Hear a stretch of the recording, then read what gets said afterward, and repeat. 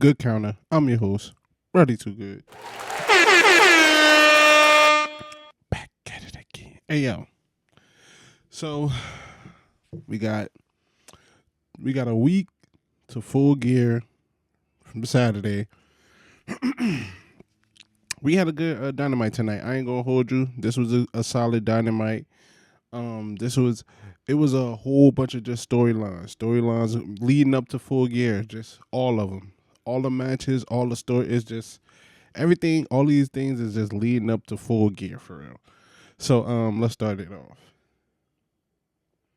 We had Adam Page teaming up with Christian Cage going up against Jay White and Juice Robinson. This was a solid match. I love. Yeah, they was teaming up. I guess Jay White he got beef with both of them, so I guess they teamed them up, and they was putting on a good show for real. I can't even be mad at this, and I just can't wait till we get the story with get the match at Full Gear with Adam Page and Jay White. I can't be mad at it. This was a solid match, yeah. Solid match. Yeah, Juice Robinson, he out of all of the tag team thing, Juice was probably like the lesser in the whole ring, but they still put on a good show. Adam Page and Christian Cage, they got the win. Shout out to them. But yeah, but it's still even in the matches, he's going after his leg. He's doing all this stuff, trying to hobble him and stuff like that. So it's gonna be interesting when we see them at Full Gear for real. I think they're gonna put on the show. I'm not mad at this. So after this, we get like a quick backstage segment. We got Camille and Mercedes Monet there walking in, and doing her thing, her little CEO thing. She talking crazy, and then as she's talking crazy, Chris Statlander is in the back, and then Chris Statlander, they just start fighting, all three of them. Camille is still hobbled from that botched car thing she tried to do with Chris Statlander, and then like now you just got them fighting in the background. I mean, it was cool. Then Will Ospreay comes out.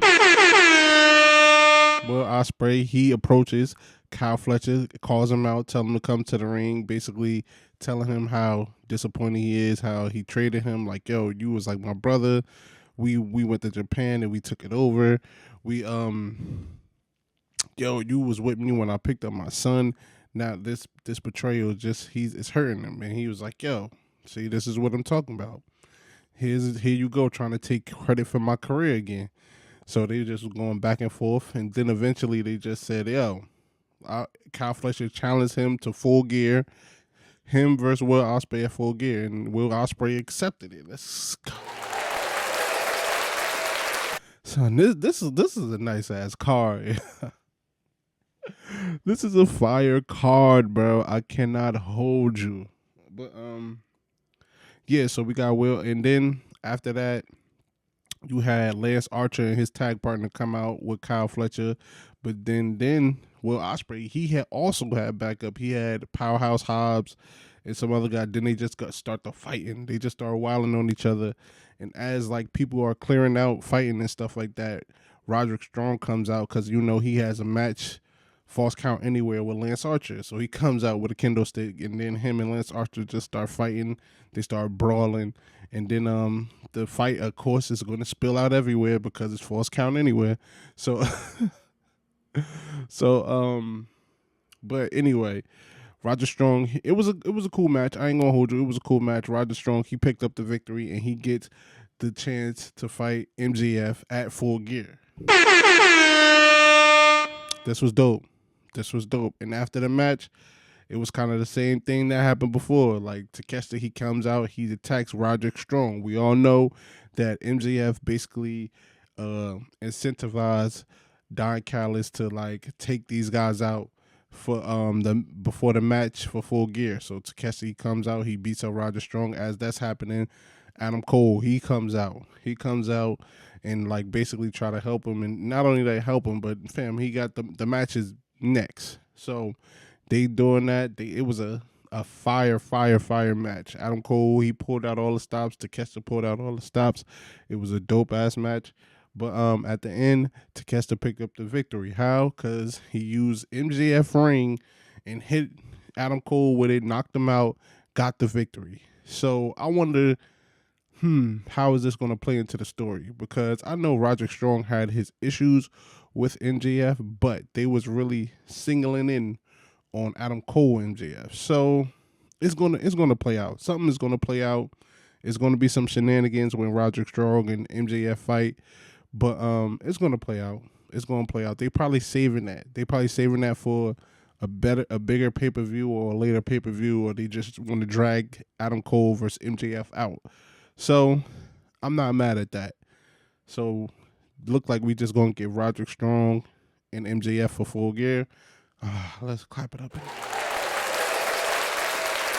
Yeah, I'm not mad at that. So we got John Moxley. You know, he comes out. He does his little segment. You know, talking all this stuff, talking about how he mess around and take over the whole network if he wanted to. Talking about pushing things forward and all that. Orange Cassidy, he comes out.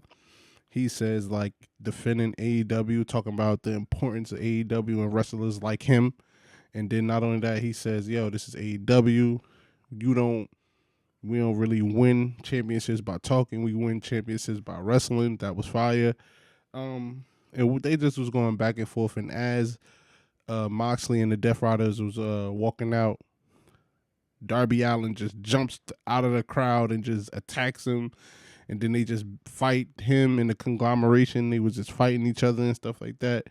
It was a cool little segment, you know what I'm saying? And we know the real story is going to be with Moxley and Darby Allin, because I think this is how it started. That's most likely how it's going to finish. So this was a cool segment. It was cool. So we have a return. We got Britt Baker versus Penelope Ford. Listen, man, AEW, bro, they have a couple of good women wrestlers, but it is struggling, bro. They need to really focus and keen on in that division, because I think you got Tony Storm, you got Mariah May, you got Willow Nightingale, you got Mercedes Moné, you got Chris Statlander, and then you got Jamie Hayter, you got Britt Baker.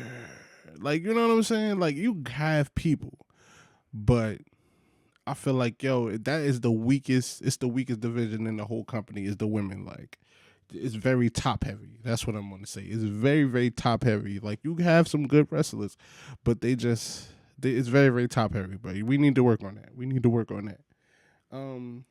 So then we move on. We go to Swerve versus Leo Rush. Come on, man. They put on the show.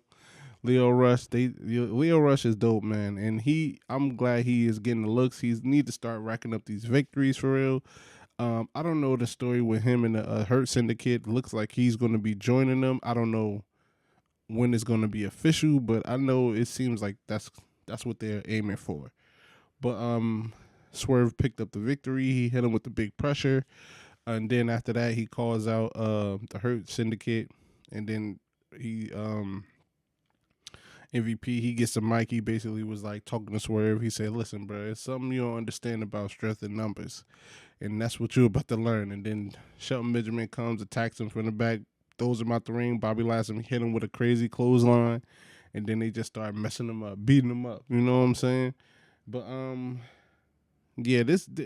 think this is good. This is a good storyline. I can't even hold you. A lot of people think that even after this, Swerve still might join the Hurt Syndicate, which would be crazy for real. With him, just MVP and him, that would be fire. But I'm loving this. I'm loving Hurt Syndicate. I'm loving them and Swerve. I'm loving that whole storyline for real. I can't wait to go see that shit, man. And then the match of the night. We got House of Black versus FTR. They put on a show. Bro. And I'm glad they did this, because a lot of people been talking crazy. They've been saying anything. Malachi Black and Brody King, they went out there and they showed y'all why they're going to be still in this company for real. They put on the clinic, yo. Fire match. FTR, shout out to FTR. But they put on a fire match, bro. And they got the victory, so they will be moving on and they will be they be in the match with Private Party and the Outrunners. And I think it's supposed to be one more team. I think it's going to be a fatal 4-way match for the tag championships. That thing is going to be crazy, bro. That's going to be amazing, I promise you. But yeah, after that was pretty much it. This was solid. All of this stuff was like very storyline based. I mean, other than like the Britt Baker thing, everything else was like based on story, and everything is aiming at full gear. So especially next week, we're probably gonna have basically the same thing. I'm not mad at this, yo. I'm not mad at this at all. But yeah, man, comment down below. Tell me what y'all think about it. Hit the like, hit the subscribe, hit the bell. We on the road to 100. Peace, I'm out.